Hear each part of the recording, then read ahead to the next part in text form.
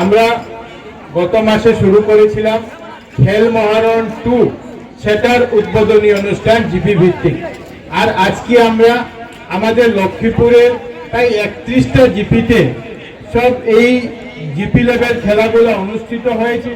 আর আজকে থেকে আমরা বিধানসভা ভিত্তিক যে প্রতিযোগিতা, সেই প্রতিযোগিতা আমরা শুরু করতে যাচ্ছি।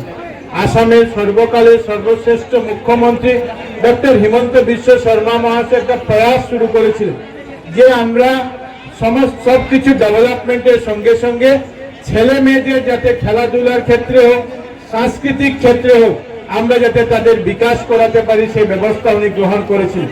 এবং গত বছর থেকে খেল মহারণ 1 শুরু হয়েছিল, এবার খেল মহারণ 2 শুরু হয়েছে। জিপি পর্যায়ে খেলা শেষ হয়েছে, বিধানসভা পর্যায়ে আজকে আমরা শুরু করেছি 23 ডিসেম্বর এই বিধানসভা ভিত্তিক যে প্রতিযোগিতা সেটা সম্পূর্ণ হবে। আর তার পরবর্তীতে যে জেলা পর্যায়ে বা রাজ্য পর্যায়ে যেটা আছে সেটা অনুষ্ঠিত হবে। আমরা মাননীয় মুখ্যমন্ত্রী মহাশয় গত বছর যখন খেল মহারণ শুরু করেছিলেন তখন এখানে 4টা ইভেন্ট ছিল। অ্যাথলেটিক্স ছিল, ফুটবল ছিল, কাবাডি এবং ভলিবল ছিল।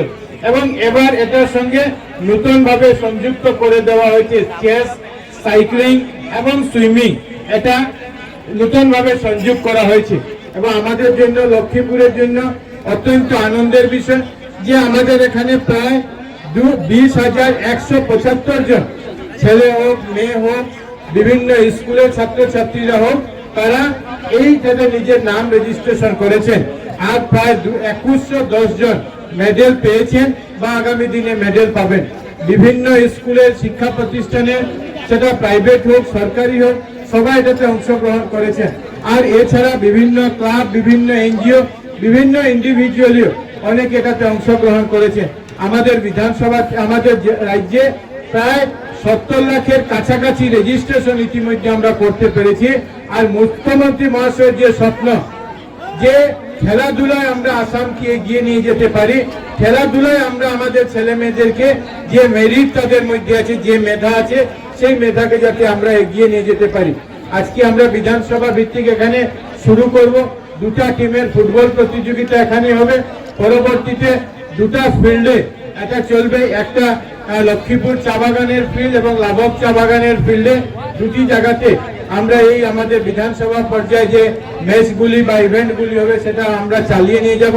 বিভিন্ন ক্লাব, বিভিন্ন এনজিও, বিভিন্ন শিক্ষা প্রতিষ্ঠান, বিভিন্ন স্কুল হোক, কলেজ হোক, বিভিন্ন ব্যক্তিরা যারা এটার সঙ্গে নিজেকে জড়িয়ে রেখেছেন, জড়িত করেছেন, সহযোগিতার হাত বাড়িয়ে দিয়েছেন, সবার প্রতি আমার শ্রদ্ধা জানাচ্ছি, শুভেচ্ছা জানাচ্ছি।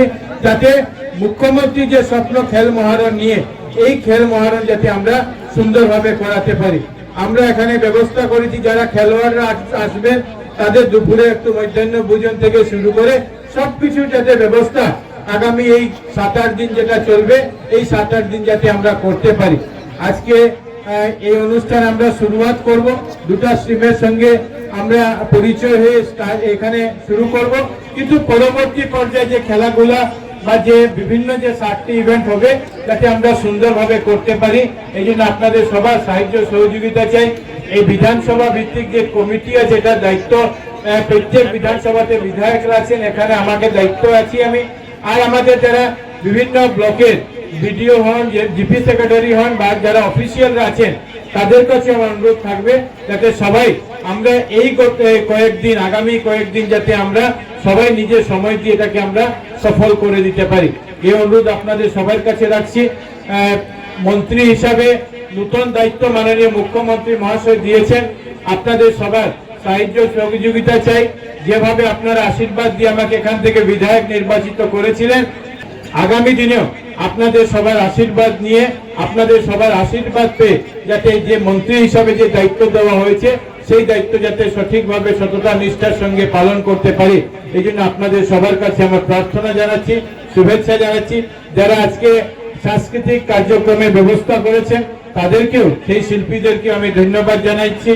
লাভক চা বাগানে আমরা প্রতি আমাদের বিধায়ক এমএলএ কাপ হোক, খেল মহারণ হোক, প্রতি বছর আমরা কোনো না কোনো কার্যক্রম এই মাঠের মধ্যে আমরা করে যাচ্ছি।